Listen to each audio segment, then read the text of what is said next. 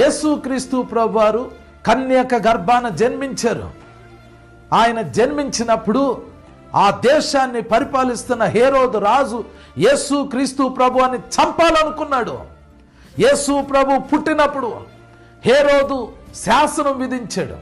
2 సంవత్సరాల మొదలుకొని తక్కువ వయస్సు గల మగపిల్లలందరినీ చంపేయండి, ఎందుకంటే ఇశ్రాయేలీలు కొరకు ఒక రక్షకుడు పుట్టబోతున్నాడు, అతను పుట్టకూడదు, పుడితే చనిపోవాలి, చంపేయండి అని శాసనం విధించాడు. ఆ టైంలో మరియా యోసేపులు యేసుక్రీస్తు ప్రభువారి ఆ శిశువుగా ఉన్నప్పుడు ఆయన్ని తీసుకుని ఐగుప్తుకు పారిపోయారు. అప్పుడు కూడా సాతాను అక్కడ అటాక్ చేయాలని చూశాడు. సాతాను దిగి వస్తాడండి. ఇశ్రాయేలు దేశంలో ఏదైనా ఒక కార్యం జరుగుతుంది అని అంటే సాతాను ఎక్కడెక్కడి నుంచో దిగొచ్చి ఇశ్రాయేలీలకు జరిగే ఆ మేలుని మింగేయాలని